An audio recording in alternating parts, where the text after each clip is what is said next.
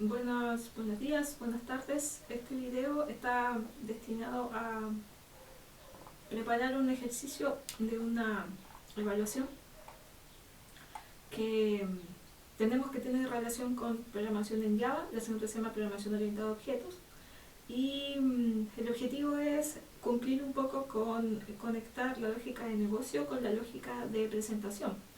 Nos van a entregar un diagrama de clases que es el que se está visualizando acá, y yo debo implementar ese diagrama de clase considerando sobreescritura, que ya habíamos visto, herencia, sobrecarga de métodos, uso de colecciones y el hecho de usar excepciones. Todo eso combinado con lo que se conoce con el nombre de interfaces gráficas de usuario, donde yo voy a combinar la parte visual de la aplicación de escritorio junto con la parte lógica, ya que es el manejo de los objetos y las colecciones. En este primer video vamos a trabajar solo con la implementación del diagrama de clases para poder implementar solo eso, que se vendría siendo la lógica de negocio, y luego diseñar la interfaz en un siguiente video y hacer la conexión entre los dos aspectos de mi aplicación. Entonces, acá la gran pregunta es por cuál es la clase o elemento de mi diagrama por el cual se parte. Error de negocio, codificable como una interfaz o una de las clases. Particularmente se dice partir por la interfaz, que es la que va a terminar implementando, como lo vimos en clases, en la clase error de negocio, y luego las otras dos clases que claramente acá tienen una dependencia porque la clase propiedad está siendo usada, ¿verdad?, por la clase de lista de propiedades. Entonces vamos a NetBeans. Yo estoy usando la versión 8.2, que es bastante antigua, pero aún así tiene la relevancia, digamos, para lo que nos sirve. Entonces vamos a abrir un nuevo proyecto. Voy a crear un Java Application. Vamos a dejarlo ahí mismo, en esa misma carpetita donde tenemos, y aquí vamos a poner ejercicio preparación. No vamos a poner preparación más. Preparación. Entonces vamos a hacer clic en Finish. Esperamos a que se cree el proyecto, y aquí se encuentra el proyecto creado, ¿verdad?, donde yo simplemente tengo el package oficial, ¿cierto?, el mínimo que crea NetBeans, que es con el nombre del proyecto. Voy a cerrar estos archivos acá, que son del ejemplo de la carga de archivos, que no me sirve, y vamos a generar solamente este de acá. Entonces, ¿qué hacemos nosotros normalmente? Yo voy a borrar este package porque no me sirve, no lo necesito, la verdad, y voy a crear el package de negocio, donde vamos a dejar las clases de negocio, un poco para ordenar la estructura del proyecto, y un package que se llama UI, ya, de User Interface, donde van a estar todas las clases que representan la interfaz gráfica. Recordar que en Java todo es una clase, entonces sea lo que yo quiera representar, lo voy a tener que hacer a través de una clase en particular. Entonces miramos acá y veo la interfaz y codificable que se encuentra aquí. Bueno, yo ya leí el enunciado, yo ya sé de qué se trata, pero me dicen que en la interfaz yo debería manejar o mantener las constantes que estamos usando para codificar, por ejemplo, nuestros errores de negocio. Entonces, que es la tónica, digamos, que hemos usado en las clases, digamos, en las sesiones de la asignatura. Entonces voy a ir a negocio y voy a crear específicamente esa interfaz. Le vamos a poner icodificable. Y acá vamos a definir las constantes que me van a permitir a mí manejar, ¿verdad?, la codificación de mis errores de negocio. Es un poco haciendo alusión a lo que sucede cuando en las aplicaciones formales y ya más elegantes, yo tengo que llamar a la mesa de ayuda y tengo que entregar un código de un error. Hoy tengo el error 1508-8. Normalmente la persona de mesa de ayuda sabe a qué se refiere ese error, a qué codifica ese código, a qué descripción se refiere y las acciones que hay que tomar en función de eso. Entonces un poco simulando eso es que se aborda por ese lado. Vamos a definirla como tipo byte. Vamos a poner acá, bueno, el contexto es más o menos el siguiente, porque yo tengo reglas de negocio que voy a ir validando, y las reglas de negocio están asociadas, como ya lo habíamos visto en clases, con las restricciones sobre los atributos. En este caso yo voy a mantener una lista de propiedades, y uno de los atributos de la propiedad es el rol. El otro es el precio, y estas propiedades tienen que estar en una colección, ¿cierto? Yo voy a manejar la lista en memoria principal, nomás todavía no tengo conexión con base de datos, y tienen que ser únicas dentro de esa colección. Entonces, todas estas reglas de negocio nosotros por política hemos establecido que deben ser validadas, ¿cierto? O manejadas a través de excepciones. Por lo tanto, yo tendría que tener un error posible de negocio en el rol, en el precio y en la propiedad repetida. Entonces, ¿qué hacemos acá? Establecemos error de código, no, vamos a poner error de rol y le vamos a asignar un valor, no sé, el 10, por codificar algo. Luego hago lo mismo con error de precio y le vamos a asignar un 20. Y finalmente voy a hacer lo mismo con un error de propiedad duplicada que va a estar en 30. Y los valores dan exactamente lo mismo. Aparte de eso, voy a definir dentro de la interfaz otras constantes que van a ser de tipo string, que me van a permitir a mí mantener los mensajes que yo le voy a indicar al usuario en el caso de que se transgreda la regla asociada al rol, de que se transgreda la regla asociada al precio, o de que se transgreda la regla de la unicidad de las propiedades dentro de la colección, para que así yo pueda, parametrizar todos estos valores que yo, si los necesito cambiar, simplemente voy a ir a este lugar y no voy a ir estar buscando por todas las líneas de código donde yo estoy imprimiendo ese mensaje. Simplemente un tema de facilidad. Entonces vamos a poner MSG error de rol y le vamos a asignar rol de la propiedad es incorrecto, formato debe ser, y acá me tengo que remitir a cuál es la regla de negocio establecida. Dice que son 3 números, un guión y 2 números. Entonces 3 números, un guión y 2 números.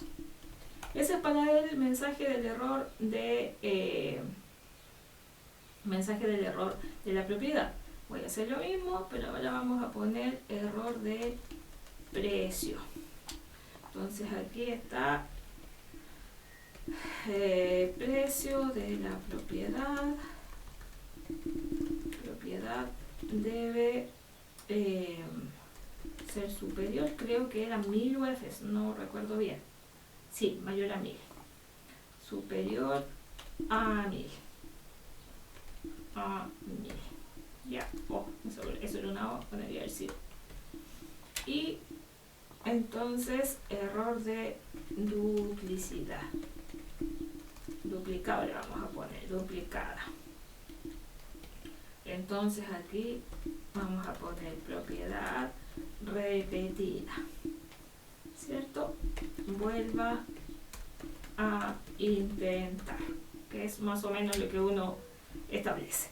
La interfaz por sí sola, lo único que va a hacer, recordando un poquito lo que habíamos visto en los conceptos de clase, define comportamiento. En este caso ni siquiera hay comportamiento, simplemente la tengo como una fuente de constantes que yo voy a usar en términos del uso de mi aplicación, codificando en este caso las reglas de negocio y los mensajes asociados a si se llegase a transgredir unas reglas de negocio, para poder informar al usuario. Recordemos que la aplicación ahora va a tener una interfaz gráfica donde yo no voy a interactuar con el usuario en la terminal, sino que lo voy a hacer a través de ventanas, cuadros de diálogo y ese tipo de controles.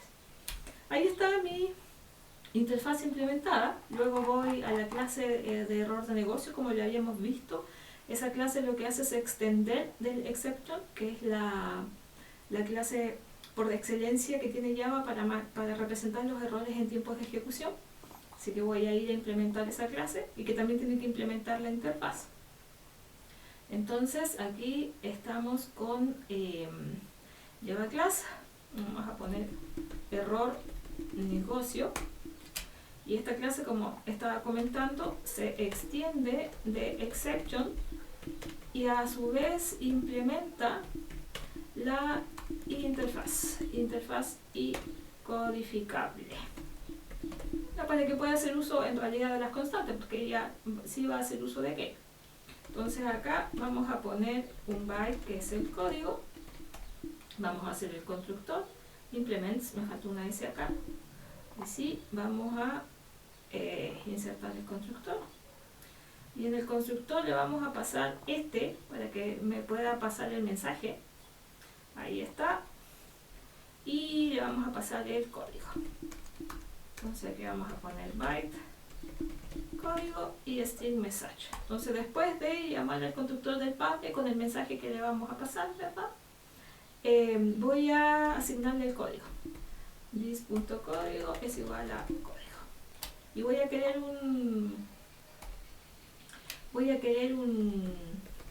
un método que me devuelva el mensaje, para yo saber, por ejemplo, si estoy transgrediendo la regla de negocio del rol de la propiedad, voy a querer saber qué, o la interfaz gráfica va a querer saber qué mensaje mostrar, y eso va a estar establecido en la interfaz y por ende lo va a tener que devolver la clase error de negocio, que es la que representa la transgresión en ese caso de esa regla. Entonces aquí vamos a poner get mensaje y lo único que vamos a hacer es llamar al no era era super.getMessage, que lo que me devuelve es el mensaje asociado a el error, en este caso la excepción, que por definición y la relación de herencia con el exception lo está accediendo acá, digamos, ¿ya? Entonces tenemos ahí nuestra clase de error de negocio y con eso ya hemos implementado estos dos elementos de mi diagrama de clases. Luego viene la clase de propiedad y después de eso la clase de lista de propiedad, porque hay una dependencia ahí de composición, aunque el símbolo dice otra cosa aquí, de composición con la clase de propiedad. Entonces volvemos a NetBeans, vamos acá y hacemos la inserción de la clase propiedad. Y aquí ya lo hemos mencionado también en nuestras sesiones, ¿verdad? Debo ser respetuosa de establecer los atributos que ahí están. La asignatura es de programación orientada a objetos, que nosotros no modelamos y el diagrama me lo han entregado siempre. Y yo me he limitado a respetar lo que en el diagrama aparece. Alguien lo diseñó y la persona que lo diseñó decidió que esos son los atributos y esos son los métodos. Tengo un rol, el precio de la comuna y un boolean que dice que tiene estacionamiento. Entonces establecemos los atributos, ¿verdad? Todos son privados. Está el rol, está el precio, está la comuna, que era un string, aquí tengo que ponerle la visibilidad, y luego está un boolean que dice si tiene estacionamiento. Tiene estacionamiento. Ya, voy a hacer uso de la asistencia, ¿cierto?, que me da NetBeans para insertar código. Primero me voy a fijar si es que están todos los getters y setters que me piden. Tengo get precio, set precio, get comuna, set comuna, is tiene estacionamiento, set tiene estacionamiento, get role, set role y el equals. Por lo tanto tiene los getters y los setters de cada uno de los atributos. Tiene sobrescrito el método equals y tiene dos constructores. Entonces aquí voy a generar los getters y los setters. Ahí está, de todos. Me va a cambiar un poquito el nombre de parece que me queda con is tiene estacionamiento y set tiene estacionamiento. No sé si serán los mismos. Sí, me quedan exactamente igual. No pensé que me lo había escrito a mano. Ahí está. Estoy haciendo uso simplemente de la asistencia que me da este IDE respecto de insertar código, que es trivial. Ya no es mucho el esfuerzo, digamos, que yo debiese hacer para escribir eso, porque son todos muy parecidos. Los constructores, me voy a fijar, necesito un constructor solo con el rol y otro constructor con todos los valores. Entonces establezco la inserción de un constructor solo con el rol. Aquí le vamos a dar el check al rol cuando me deje. Ahí está, lo genero solo con el rol y luego otro constructor donde me pide todos los atributos. Entonces ahí le doy al select all y se genera con todos los atributos. Ya, eso un poco con la ayuda de la asistencia, ¿no? Oye, pero esto es que hay que arreglarlo normalmente. Clásicamente muchos IDEs me ayudan con código autogenerado, pero yo normalmente tengo que meter mano a ese código para ir estableciendo cosas más específicas, en este caso la implementación de las reglas de negocio. Entonces voy a ir por la más fácil, que era la del precio. Entonces aquí yo tengo que checar que precio es mayor que 1000, tiene que ser mayor a 1000, así lo dice la regla. Y aquí está la condición, ¿verdad? Voy a darle forma para que quede ordenado. La condición que se debe cumplir, que se estableció en el enunciado, el requerimiento que me están entregando. Ya, perfecto. Pero ¿y qué pasaba si no? ¿Qué pasa si no se cumple esa regla de negocio?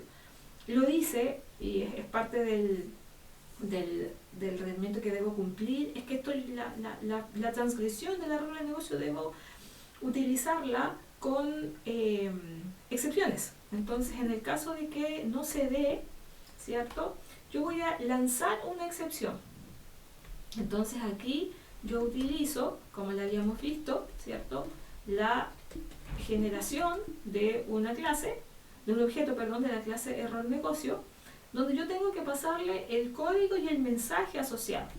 Entonces yo ya aquí sé que estoy transgrediendo codificable punto un error en el rol, ya porque, o sea, perdón, en el precio, porque es la regla que no se está cumpliendo, digamos. Entonces ese va a ser el código y el mensaje que yo quiero que aparezca, que también lo tengo, y aquí está la gracia de mantenerlo en la interfaz, lo tengo establecido en MSG error rol. Entonces, ¿qué va a suceder?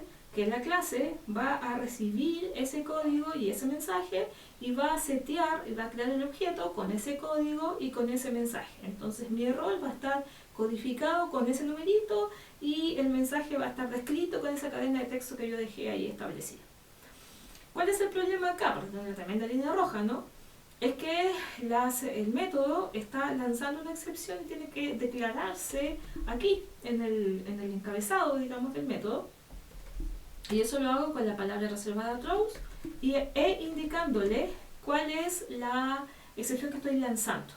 Un poquito recordar que el tema de las excepciones no es más que un traspaso, ¿cierto?, del error por las distintas capas, por así decirlo, que podría tener la aplicación. De tal forma que alguien se haga cargo del error. De tal forma de que se tomen las acciones necesarias, pero quien sea capaz de hacerlo. Ya acá no se sabe, estoy en un método setter de una clase, que no sé si la estoy usando en un ambiente web, si la estoy usando en un ambiente mobile, si la estoy usando en un ambiente de consola, no tengo idea dónde están usando esta clase, en términos de la presentación. Por lo tanto, yo no puedo imprimir aquí, ni en la terminal, no puedo levantar un cuadro de diálogo, porque depende del contexto visual en el que esté la aplicación. Por lo tanto, no se puede hacer cargo. Lo único que está diciendo es, está malo, y yo doy a conocer ese error. Entonces ahí está la implementación de la primera regla de negocio. La segunda es la que tiene que ver con el rol, ¿cierto?, que la tenemos que implementar acá. Pero es bastante parecido.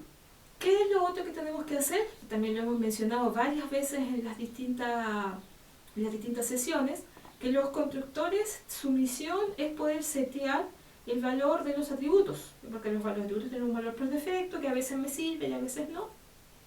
Y acá en este caso yo tengo dos versiones de un constructor, pero para que esa asignación sea válida, yo debo establecer, llamar al setter, porque el set precio es el que se va a encargar de, perdón, este no era el set rol, esto tenía que quedar igual, tenía que cambiarlo acá. Tenía que establecer aquí el cambio del precio, pero para hacer valer la regla de negocio, que el constructor lo tiene que hacer, ¿verdad? En lugar de él pasar el valor, lo que tiene que hacer es llamar al set precio para que él haga el cambio, ¿cierto? Y le pasa el atributo que le están entregando a él. Es una suerte como de trabajo colaborativo, lo que siempre yo he dicho. La introducción de objeto pasa por ahí, ¿cierto? Por un trabajo en equipo, por así decirlo, en el sentido de que se comienzan a llamar los métodos porque ahí está definida una cierta funcionalidad. ¿Qué sucede aquí? Que el constructor está llamando a un método que está lanzando una excepción, porque el método setPrecio está lanzando una excepción. Los métodos, o ya sea constructores o métodos tradicionales, por así decirlo, si reciben una excepción, o si alguna de las instrucciones que tiene genera una excepción, entonces él tiene que hacerse cargo de la excepción o lanzarla. Son las dos opciones. Nuevamente no se puede hacer cargo porque no sabe qué hago, imprimo, mato la aplicación, no lo sé, eso la decisión la va a tomar la última capa que tenga yo visible en mi aplicación. Y esta no es. Esta es la capa donde está la lógica de negocio, por lo tanto está muy lejos de ser lo que ve el usuario. Por lo tanto, ¿cuál es la solución ahí? Que este constructor, como está llamando a un método que lanza una excepción, entonces a él no le queda otra cosa más que seguir lanzándola. Eso es la suerte de dejar que otro se encargue, ¿cierto? Bypassear, es la palabra correcta, bypassear el error hasta que alguien se haga cargo. Alguien en algún momento lo tiene que hacer, alguien tiene que ser responsable, pero él no lo va a hacer. Entonces, como no lo va a hacer, la lanza, pues, sigue peloteando, disculpándole un poco académico de la expresión, el hecho de lanzar ahí la excepción. Luego viene la implementación de la regla de negocio del rol, que esta ya es un poco más elaborada porque tiene varias aristas ya que tienen que ver con la composición de este rol. Me dice que es una cadena de caracteres, eso yo ya lo sabía, y que el formato es 3 números o 3 dígitos, un guión y 2 dígitos más. Tiene que tener exactamente 6 caracteres, me dice, partiendo por 3 números y terminando en 2 números. Y que el cuarto carácter de mi cadena tiene que ser un guión. Entonces, el número que va antes del guión tiene que estar en un intervalo entre 100 y 399, y el que va en el segundo, después del guión, tiene que estar entre 10 y... no alcanzo a leer aquí, entre 10 y 29. Entonces, ¿qué hacemos? Esta regla de negocio va acá y establezco el festival de condiciones que me están estableciendo. Entonces, el rol tiene que tener exactamente 6 caracteres, la cantidad de caracteres ya lo hemos visto, lo voy a obtener con un método de la clase string, porque el rol es un string, por lo tanto puedo llamar a todos los métodos que están en la clase string, y uno de esos es el len. Entonces dice que tiene que tener exactamente 6 caracteres. Si eso no se cumple, entonces no tengo nada más que hacer. Voy a cerrar acá el if, ahí. Voy a establecer, eso no quería establecerlo, voy a establecer el format. Y aquí yo voy a poner las otras condiciones. Entonces, tengo que comprobar que efectivamente el carácter cuarto, ¿cierto? Me refiero al cuarto elemento de mi cadena, el que está ahí tiene que ser un guión. Recordar que yo puedo acceder a los strings usando el método char.at, que le paso el índice dentro de la cadena y me devuelve el carácter que está almacenado en ese índice o en ese lugar de la cadena, recordando siempre que parten por el 0. Entonces yo puedo decir que el rol.char.at, y le voy a pasar el índice. Entonces yo cuento acá y digo, mira, el índice 0, 1, 2, 3, el índice 3 tiene que ser exactamente igual a un guión. Entonces, mi segunda condición, rol.char, aquí, at, igual a un guión, ¿ya? Porque es la regla que me están estableciendo. Entonces, ¿son 6? Sí, vamos bien. Veamos ahora que el cuarto carácter que está en el índice 3 sea exactamente un guión. Lo puedo comparar con el igual porque el char es un primitivo. Por lo tanto, yo puedo, para compararlos, usar el igual como operador de igualdad. Ya, con eso estoy solventando de que voy bien. Tiene 6 y el cuarto dígito es un guión. Ahora voy a necesitar, para poder hacer la siguiente comprobación, que es que lo que esté antes del guión sea un número entre, ya se me olvidó, entre 100 y 399. Entonces yo tengo que extraer esa parte. Entonces, ¿qué vamos a hacer? Aquí, antes de comenzar, yo voy a sacar ese número. Entonces, vamos a ponerle primeros. Y voy a usar el rol.substring, ya que es un método que me permite, tengo dos versiones, está sobrecargado, una que solamente recibo el valor del índice inicial y me devuelve de ahí en adelante, y la otra versión es que yo le paso un índice inicial y un índice final, considerando que me va a devolver, partiendo por ese índice, hasta el índice final que le estoy indicando, sin contarlo. Y aquí hay un ejemplo en la ayuda que me está ofreciendo, que por ejemplo si yo le paso hamburger, entonces le digo 4,8, ubica en la posición 4, que es una U, pero sin la 8. Entonces sería la 4, la 5, la 6 y la 7. Entonces desde esa perspectiva, yo aquí al substring le voy a llamar de esta forma. Substring, y le voy a poner el índice 0 porque quiero que vaya al primero, y quiero que vaya hasta el 3, pero sin contar el 3. Entonces me va a devolver el 0, el 1 y el 2. Y curiosamente son los 3 dígitos que pudieran estar dentro del guión o antes del guión. Obviamente si hay un guión antes, esto se va a caer, pero voy a generar una excepción para eso, así que no voy a tener ningún problema. El tema es que eso me devuelve un string, entonces yo tengo que pasarlo entero. Entonces aquí yo digo interior.valueOf y le voy a pasar lo que está acá, es decir, la extracción. Ahora, claramente eso podría generarme un number format exception del cual yo no me voy a hacer cargo, no me puedo hacer cargo en este momento. Entonces yo voy a lanzar ese posible number format exception, al igual como lo hice aquí con el error de negocio. Entonces cuando me toque lanzar el error de negocio voy a poner el number format exception porque esto eventualmente se puede caer. ¿Por qué? Porque puedo recibir el rol que venga con un guión al principio, porque se equivocó. Entonces el método va a tratar de convertir un guión y números a un número y se va a caer por el number format exception como lo habíamos visto en una de las sesiones anteriores. ¿Ya? Entonces aquí tenemos que los primeros tienen que ser mayor o igual a 100 y primeros tienen que ser menor o igual a 3.99. Entonces ahora hacemos la misma historia pero con los últimos. Últimos es igual a interior.valueOf y aquí vamos a poner rol.substring, pero ahora voy a usar esta versión del método desde la ubicación 4 en adelante. ¿Ya? Entonces de lo que hay en la ubicación 4 en adelante yo voy a establecer aquí que aparte de todo lo anterior, los últimos tienen que ser mayor o igual a 10 y los últimos, que es la variable que va a guardar los últimos dígitos después del guión, menor o igual que 29. Entonces si todo eso se cumple, yo haciendo el rol. De lo contrario, ¿qué voy a hacer? Bueno, lo que hiciste en la validación del precio, que es lo que establece, digamos, el enunciado, voy a lanzar la excepción porque se produce un error, da lo mismo cuál sea la razón, si te equivocaste en los números, si te faltó un guión, da lo mismo, el error va a ser exactamente el mismo.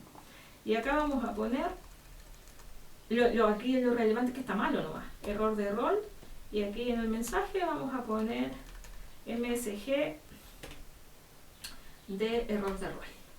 Entonces aquí me obliga a hacer el throws, de lanzar el error de negocio, y como yo sé que estas dos líneas de acá me pueden traer algún problema al convertir, porque puede que le haya puesto una letra, una coma o cualquier símbolo que no pueda ser convertible a entero, entonces yo voy a establecer que aparte de eso está el number format exception. Posibles. Hay que recordar que el hecho de manejar excepciones es porque posiblemente se puede dar un error. Ya no necesariamente la probabilidad me da que hoy declaro que se va a dar un error, se va a caer. No, depende de la condición que se esté dando, de que está transgrediendo o no la regla. Y acá aplicamos la misma historia. Acá debo llamar al setRoll, ahí está, y acá también debo llamar al setRoll, y ahí ya me marcó un error arriba porque está lanzando una excepción y no se está haciendo cargo, pero no tengo problema porque yo voy a hacer el throws, ¿cierto? De error de negocio, ahí está, y voy a lanzar también el number from exception porque también lo puede hacer el setRoll, por lo tanto también lo tiene que hacer que lo llame, y lo mismo voy a hacer acá. Entonces number format exception, ahí está, listo. Entonces son las dos reglas de negocio que me piden establecer. La tercera tiene que ver con la colección, así que lo vamos a dejar ahí, y con eso estaría casi terminada la clase de propiedad. Me falta solo sobreescribir aquí el método equals para completar la implementación de la clase. Ojo, que el método equals aquí está sobrescrito, ya hay que fijarse bien si me están pidiendo el método sobrescrito o sobrecargado. Aquí me lo están pidiendo sobrescrito. Por lo tanto, lo que yo tengo que hacer acá es respetar eso. Tiene que haber un solo equals, public boolean equals, y dice que tiene que pasar un object, o lo que sea en realidad. Y aquí yo tengo que establecer cuál es el criterio de igualdad de objetos. Vamos aquí, y dice que dos propiedades son iguales si su rol es el mismo. Entonces tengo que comparar los roles. Entonces, ¿qué hacemos? Retornamos el this, el rol del this, es decir, de la propiedad que está llamando al método. El string es un objeto, es una referencia, por lo tanto yo no lo puedo comparar con el igual, y tenemos que compararlo con el equals ignore case. En realidad queda el mismo equals, porque como no va a tener letras, da lo mismo si mayúscula o minúscula, es un solo dígito. Pero de todas formas, con una opción de costumbre, termino usando el equals ignore case. Lo tengo que comparar con el rol de la otra, del otro objeto, en este caso O, ¿ya? Pero O no es una propiedad, yo tengo que transformarlo porque es un object. Si hubiese venido como propiedad, no tengo nada que hacer, ¿ya? Sería redundante transformarlo, pero aquí yo necesito transformar el O a propiedad. Se tiene que ir con un riesgo, que estoy corriendo un riesgo enorme si me pasan, por ejemplo, un string. Si me pasan un string, yo no voy a poder convertir el O a propiedad porque no va a ser compatible. Entonces yo tengo mi festival de paréntesis, y aquí yo accedo al rol. Entonces ahí estoy comparando el rol de la propiedad con el rol del argumento que está siendo implementado. Aquí en Eclipse me está dando la posibilidad de poner el override para así, por un tema de documentación, establecer que estoy sobreescribiendo el método. Y con eso tengo implementada mi clase propiedad. En el siguiente video voy a implementar la clase que tiene que ver con la lista, y ya después comenzar a crear el vínculo con la interfaz gráfica que hay que diseñar y conectar después con la lógica de negocio. Así que en el siguiente video vemos cómo seguir implementando el diagrama que queda, o sea, la parte del diagrama que queda y la conexión con las dos componentes. Todavía no sé si esto funciona o no, pero lo vamos a probar allá en vivo y en directo. Eso, muchas gracias y espero que sirva de algo.